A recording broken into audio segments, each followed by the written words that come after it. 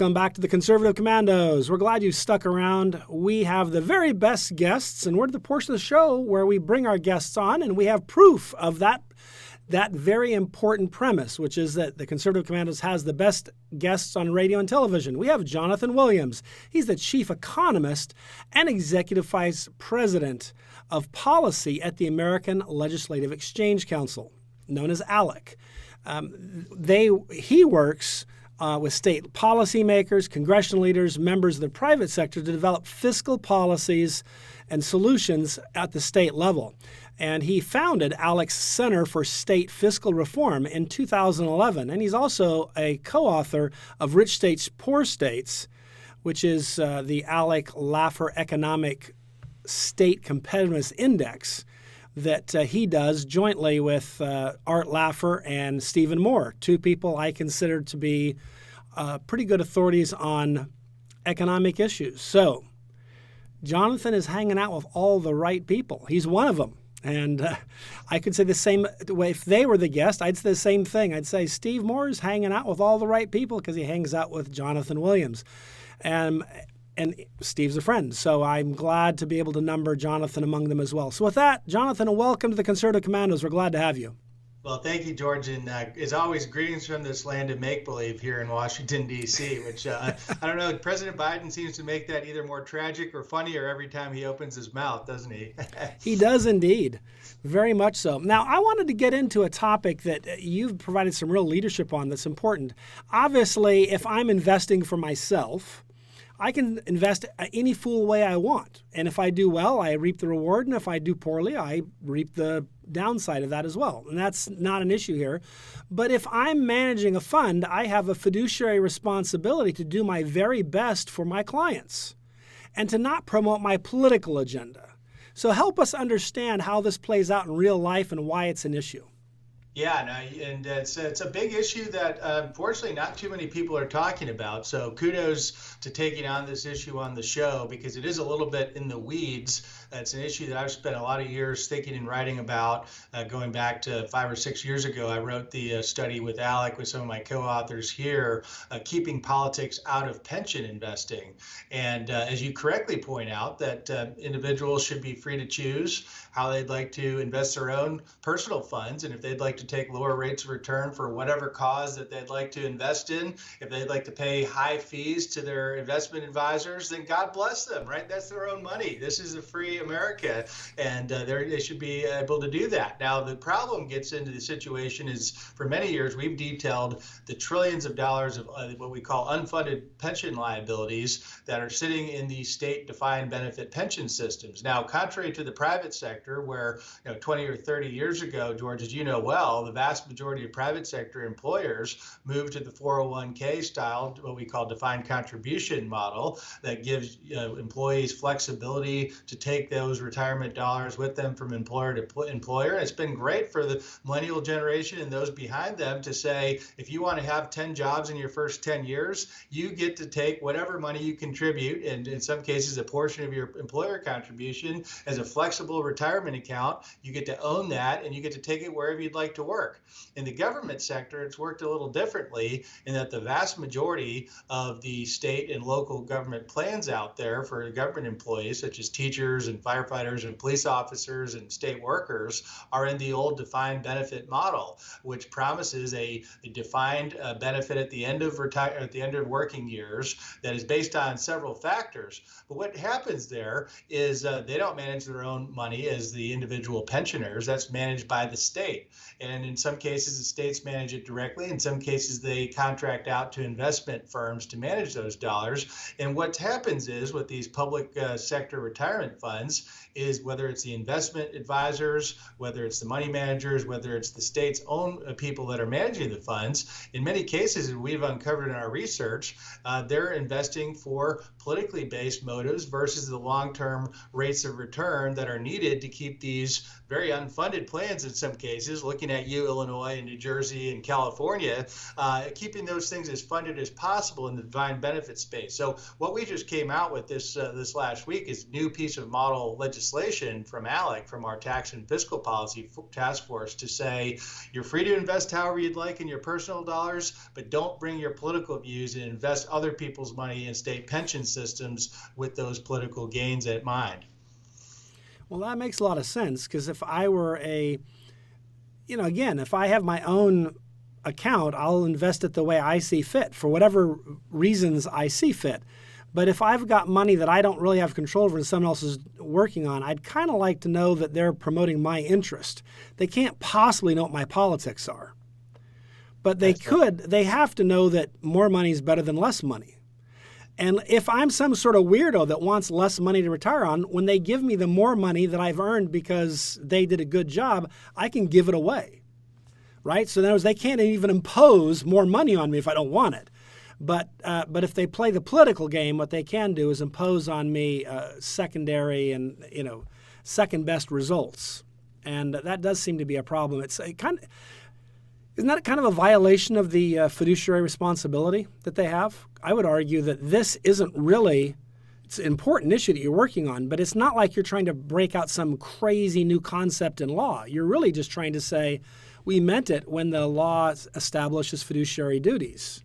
That's exactly right. And states, as these laboratories of democracy, as we often talk of them as, it's a great, beautiful concept. It's so important for the American experiment. However, sometimes federalism and this idea of states being laboratories of democracy can be messy. And so state law is all over the map on this, as you might expect, and that some states have stronger fiduciary protections than others when it comes to their state pension systems. And what this new model legislation looks to do is strengthen across the board. Any state that would like to take this and legislators run with it and introduce it if they so choose, is really put some of these best financial practices in state statute. And it's important to note, George, as well, as this is no different than if you're in the private sector and you have one of those few remaining private sector defined benefit pension plans. Those plans are covered by the laws that Congress passed in the 1970s, ERISA, which looked at retirement security and looked at some of the abuses that had been done in some of the plans in the past, and puts in real protections for private sector workers. And those are overseen by the Department of Labor, as you know. And so even in the Trump administration, we saw Secretary Eugene Scalia look to strengthen up some of those fiduciary rules for the private sector workers overseen by Department of Labor. Basically, part of what this model legislation does is it says if those protections are important, and they are, and they're good enough for the private sector workers in defined benefit plans, why not give public sector workers the same degree of protection? It's ought to be just kind of common sense. This isn't rocket surgery, as Art Laffer likes to say. This is common sense, good public policy. Yeah, no, right. It does. It's right. I'll be curious. Maybe at some future date we'll talk about who's opposing this, because I think that'll be fairly revelatory. If you oppose requiring investors to put the beneficiaries of the investments first, their interest first, then yikes. I mean, I don't. That tells me that the people are kind of raising their hand to who's a bad guy in this room. Me. You know what I mean? I don't know. I just kind of, this ought to be something that every reasonable person would support. Am I oversimplifying that?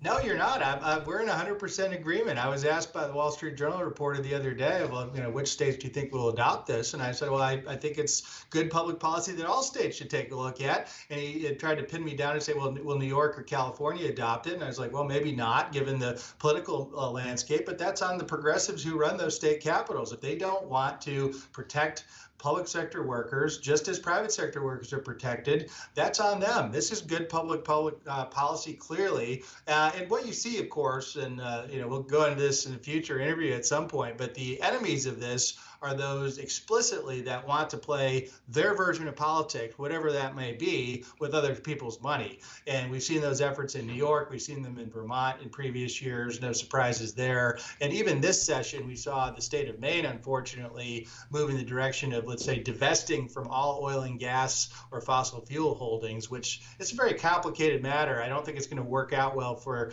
the pensioners in Maine, unfortunately, because we've been down this road before with other divestment schemes that we've documented in some of our work at ALEC in that report, Keeping Politics Out of Pensions, that I referenced, such as the move to divest away from tobacco stocks and investments 20 plus years ago. And we have evidence to show how California, because of the moves that they made 20 plus years ago on tobacco stocks, has lost, I think it's over $1 billion in foregone investment returns when they're billions and billions of dollars underfunded, unfortunately, in their pension systems today. So there's a real cost here. Who pays?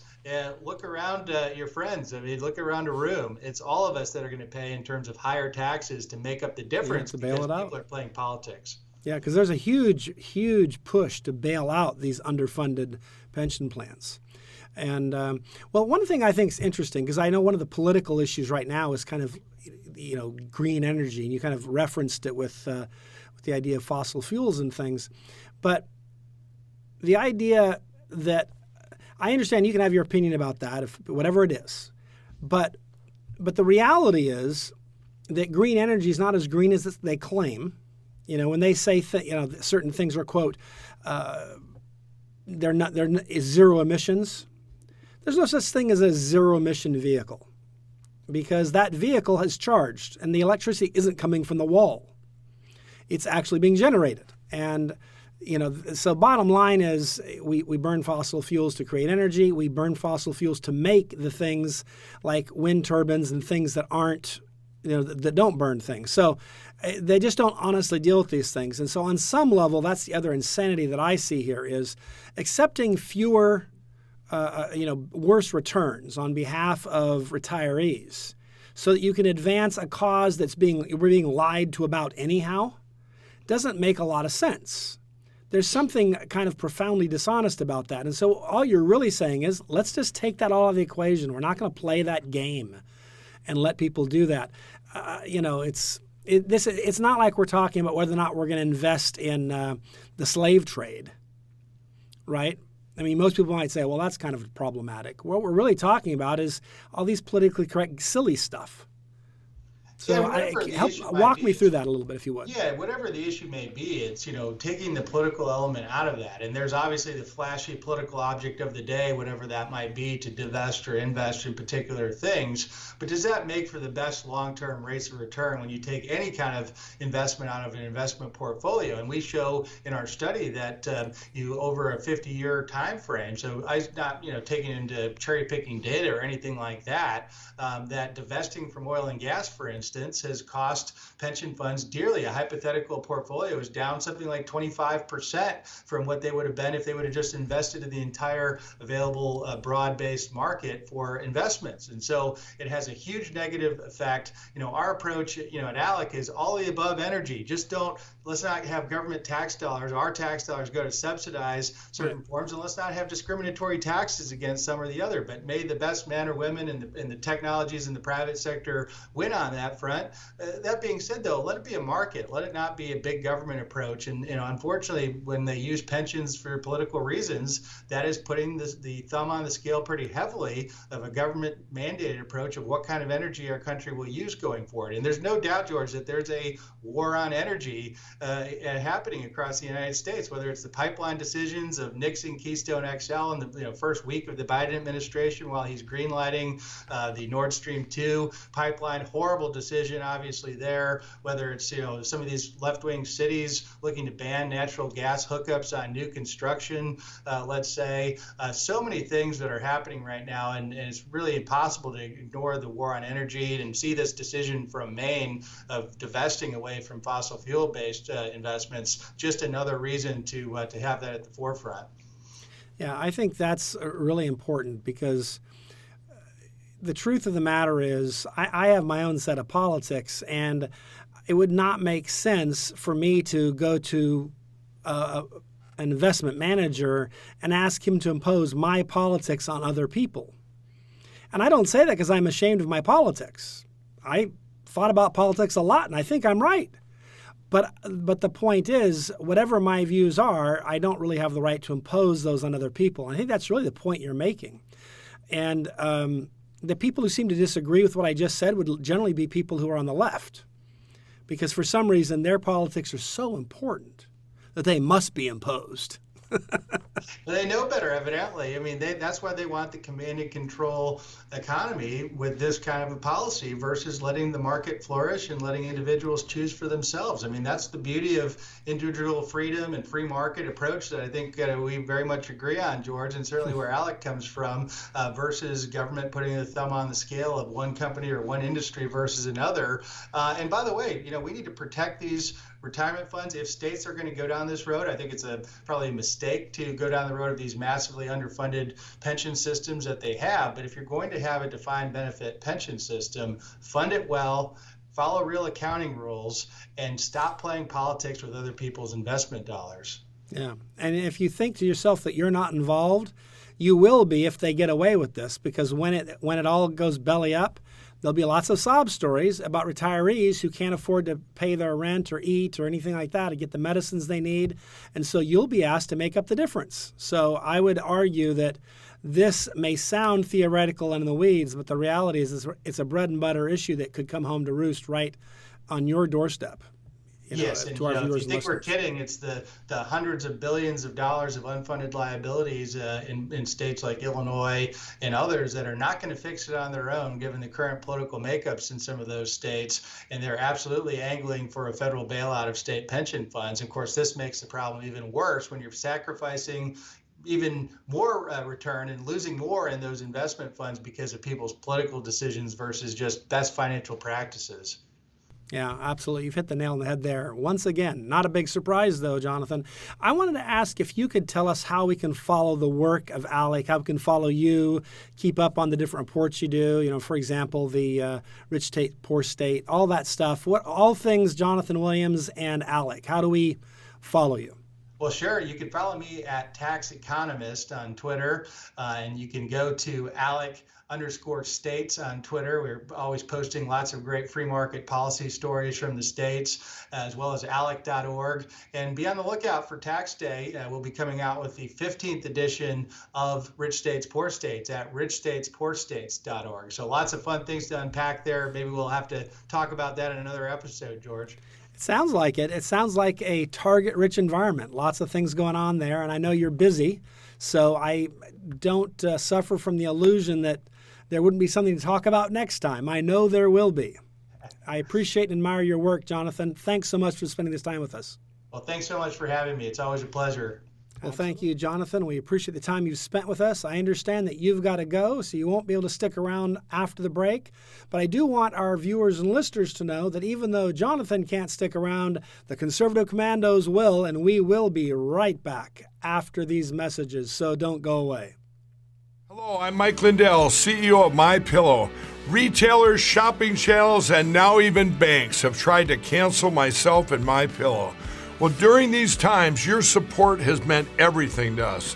So my employees and I want to personally thank each and every one of you by passing the savings directly on to you. We're selling the best products ever for the best prices ever. For example, we have my standard size MyPillow, regularly $69.98, now only $19.98 with your promo code. Or you can get custom fit with my premium queen size MyPillows, regularly $79.98, now just $29.98. Or my king size, regular $89.98, now just $34.98. So go to mypillow.com now and use the promo code on your screen, or call the 1-800 number below to receive this exclusive offer. If you do it right now, I'm going to include a free gift with your purchase. Thank you and God bless.